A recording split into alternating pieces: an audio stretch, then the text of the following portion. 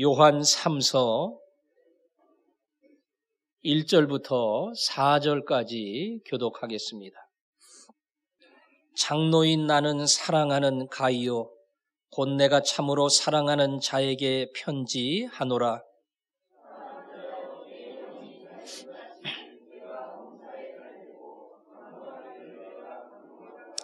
형제들이 와서 내게 있는 진리를 증언하되 내가 진리 안에서 행한다 하니 내가 심히 기뻐하노라.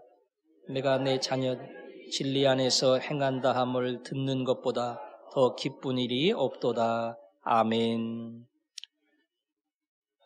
요한 1서, 요한 2서는 교회와 여러 사람들에게 보낸 편지라면 요한 3서는 사랑하는 가이오라고 하는 한 개인에게 보낸 편지입니다.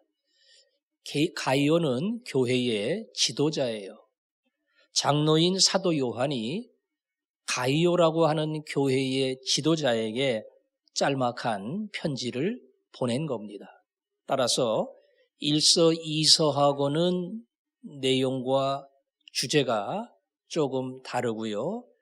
가이오라고 하는 개인에게 바울이 권면하고 그리고 지도자로서 그에게 지적하고 싶은 몇 가지 교회를 이끄는 방법에 대하여 오늘 말씀을 통해서 요한 3서를 통해서 전달해주고 있습니다. 1절에 보니까 장로인 나는 사랑하는 가이오 곧 내가 참으로 사랑하는 자에게 편지하노라. 여기도 분명 사랑이라는 단어가 나오는데요.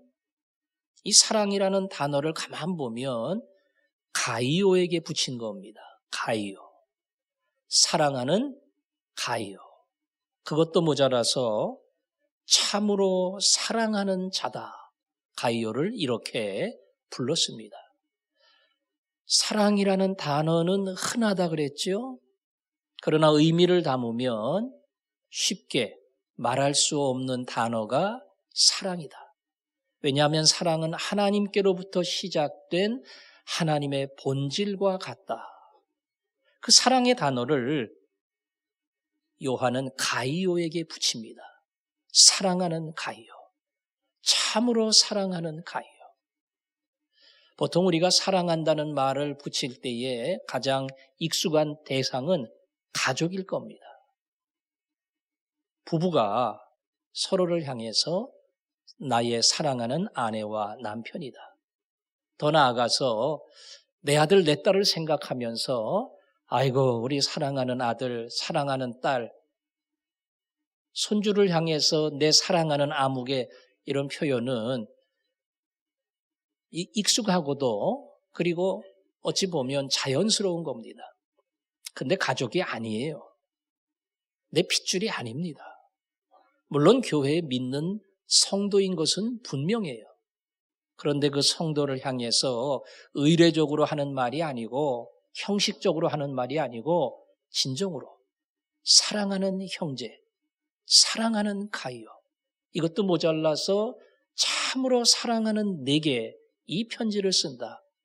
이렇게 표현할 수 있다고 하는 것은 표현하는 것 자체가 사도 요한에게는 큰 복입니다. 사도 요한은 자신을 예수님의 사랑받는 제자다. 이렇게 표현했다 그랬죠. 내가 사랑 제일 많이 받은 것 같아요. 예수님이 나를 제일 많이 아낀 것 같아요. 그래서 자기를 부를 때 예수님의 사랑받는 제자다. 그게 늘 감사하고 더 나아가 미안하고 은혜를 갖고 싶고 이런 마음이 요한에게 있는 겁니다. 그런데 그 요한이 가이오를 향해서 내가 정말로 너를 사랑한다. 사랑하는 가이오야. 참으로 내가 사랑하는 자야. 이렇게 부를 수 있다고 하는 것은 우선은 요한에게 큰 복이다. 이런 생각을 합니다.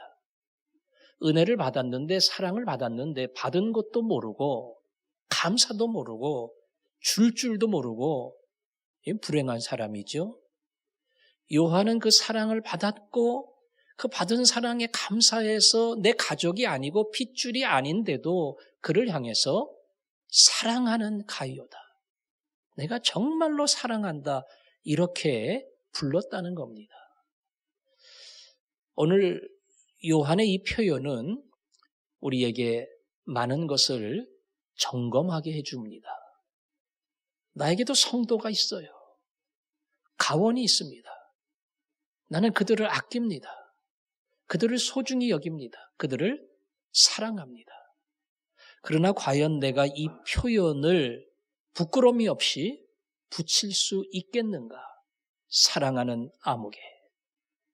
참으로 내가 사랑하는 아무개. 그렇게 내가 내 교회의 지체를 향해서, 가원을 향해서 부끄러움 없이 붙일 수 있는 과연 그러한 사람인가? 오늘 요한이 가이오를 불렀던 이 호칭 속에는 우리 자신을 다시 한번 돌아보게 만들고 내가 정말로 사랑하는가? 글쎄, 내 가족만큼은 안 되려나 모르겠지만 오늘 이 말씀 그대로 정말로 내가 사랑합니다. 참으로 당신을 사랑합니다. 그래서 이 표현이 거짓된 표현이 아니고 당신을 향한 진실된 나의 마음입니다. 이런 자세를 가지고 표현하는 것. 저도 잘 안 되지만 사도 요한이 됐다면 우리도 되는 겁니다. 요한이 그렇게 부를 수 있었다면 우리도 얼마든지 그렇게 부를 수 있고 오늘 이 구절과 동일하게 나는 정말 당신을 사랑합니다. 더 나아가 사랑하기 때문에 당신을 위해서 나는 이것까지 할 수 있습니다. 우리가 지체를 보고 형제와 자매를 보면서 오늘 이렇게 부를 수 있는 사람, 하나님이 그런 복을 먼저 주시기를 원합니다. 그리고 2절에 보니까 유명한 구절 나오지요. 사랑하는 자여, 가이오를 부르는 겁니다. 내 영혼이 잘됨같이 내가 범사에 잘되고 강건하기를 내가 간구하노라. 가이오를 향해서 영혼이 잘되고 범사가 잘되고 몸이 건강하기를 내가 구한다. 흔히 말하는 삼박자 구원, 영혼이 잘되고 그리고 몸이 건강하고 범사가 풀리고 예수 믿는 사람은 이 삼박자 구원을 받아야 한다. 이 맞는 말입니다. 믿는 사람에게 이 세 가지 복이 다 임한다면 그거야말로 하나님의 큰 은혜를 입은 거지요. 하지만 말씀을 정확하게 해석을 한다면 사랑하는 가이오야, 나는 내 영혼이 잘 되기를 원한다. 내 영혼이 든든히 서기를 원한다. 내 영혼이 성장하기를 원한다. 그리고 더불어 내가 이렇게 됐으면 더 좋겠다. 잘됨 같이 범사도 잘 됐으면 좋겠고 몸도 건강했으면 좋겠다. 그런 기도입니다. 그러니까 기도의 핵심은 영혼이 건강하게 잘 쓰는 거예요. 영혼이 건강하게 잘 쓰는 것은 사랑하는 가이오에게 꼭 응답되어야 할 바울의 기도의 요한의 기도의 제목입니다. 네 영혼이 건강하게 잘 쓰기를 원한다. 그리고 더 나아가서 범사가 잘 풀리고 몸에도 건강을 회복하고 병든 중에도 일어날 수 있는 하나님이 그런 은혜를 주셨으면 좋겠다. 이게 오늘 이 기도의 의미입니다. 잘못 해석하면 건강하지 못한 것은 복받지 못한 것이다. 범사가 잘 풀려야 되는데 풀리지 않고 자꾸 꼬이는 것은 이 삼박자 구원을 받지 못하는 것이다. 이 뒤에 두 가지, 사실은 부수적인 것인데 이게 더 중요한 복인 것처럼 강조하는 그런 잘못된 이해를 할 수 있어요. 오늘 사도 요한이 기도한 그대로 하나님, 사랑하는 그의 영혼이 든든히 서기를 원합니다. 깊어지기를 원합니다. 성령 충만하기를 원합니다. 예수님 닮기를 원합니다. 이게 주님의 뜻인 줄로 믿습니다. 이건 확실해요. 그리고 하나님의 뜻이면 그를 힘들게 하는 막혔던 모든 것이 풀리고 범사가 잘 되게 하여 주옵소서. 주님의 뜻이면 질병 중에 힘들어합니다. 고통받고 있습니다.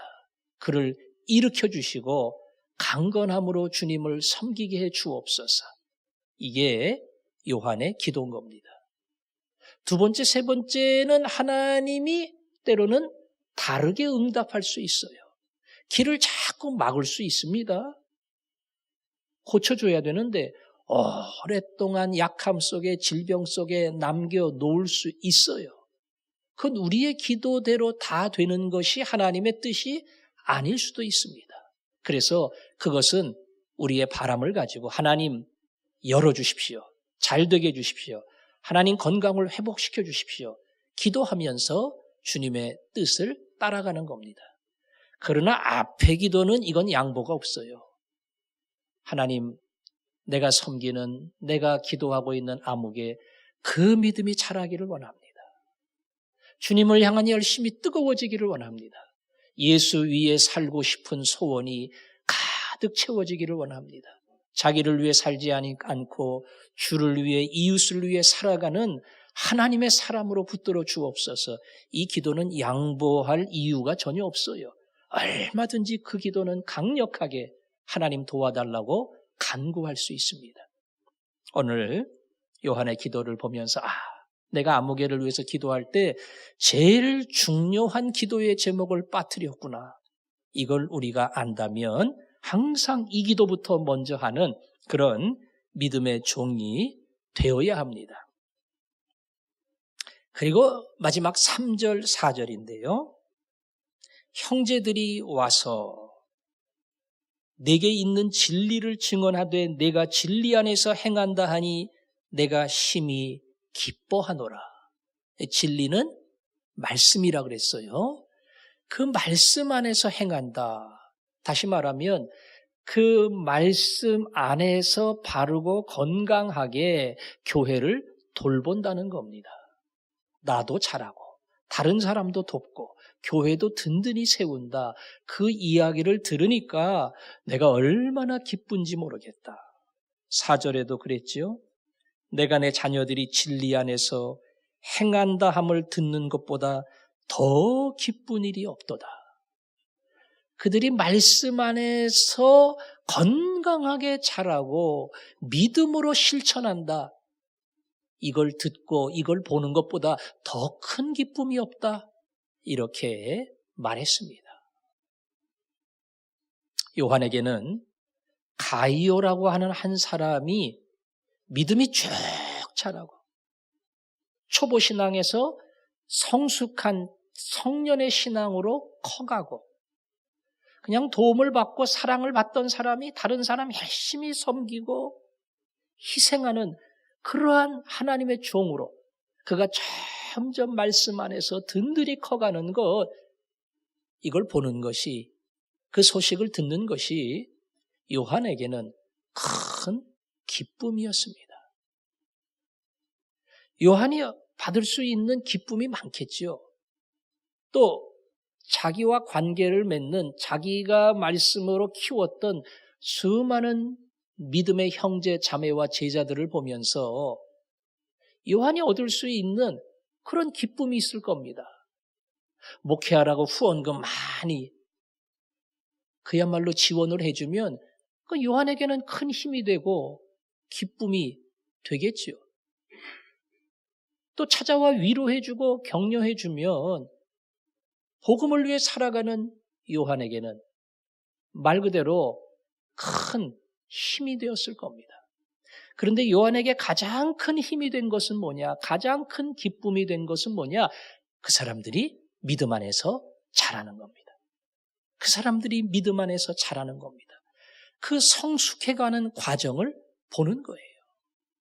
아이가 자라지 못하면 2년이 되고 3년이 지났는데 항상 그 키에 그 몸이라면 이건 분명히 장애가 있는 거죠. 아기들을 키우면서 계속 비교해 봅니다. 저 집 아이하고 내 아기하고 내 아기가 잘 자랐나, 체중이 늘었나, 키가 컸나. 처지는 것 같으면은 조금 염려가 되지요. 더 잘 먹어야 되는데, 잘 커야 되는데. 그래가지고 쑥 커가면 음식도 잔뜩 먹고 잘 자라면 그게 엄마 아빠에게는 얼마나 큰 기쁨인지 모릅니다. 교회를 섬기면서 하나님은 우리에게 이런 기쁨을 누리게 해주셨습니다.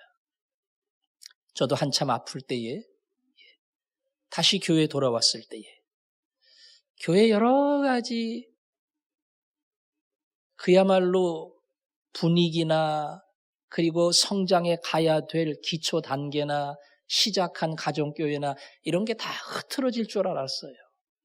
근데 너무 건강하게 자기 자리를 지키고 믿음의 식구들이 잘 가정교회를 세워가는 거 보고 위로를 받았습니다. 아, 이건 내가 안 해도 되는구나. 그리고 씨를 뿌렸지만 정말 잘하게 하시는 분은 하나님이시구나. 그런 것을 경험을 했습니다. 교회를 목양해 가면서도 야, 저분이 교회 나올 분이 아닌데 교회를 나왔고 나온 것만도 감사한데 언제 저렇게 믿음이 자라서 다른 사람 챙기고 도와주고 기도하고 언제 저렇게 성장을 했을까? 그걸 보면 마음이 흐뭇하고 기분이 좋습니다. 몸된 교회를 섬기고 다른 사람을 돕는 그런 모든 믿음의 식구들에게는 하나님이 이러한 기쁨을 주십니다. 그 사람이 잘 자라면 그게 보람이에요. 기쁨이에요. 저 사람 챙기느라고 얼마나 힘들었는데 간신히 끌고 왔는데 이제는 다른 사람 챙겨요. 다른 사람을 도와요.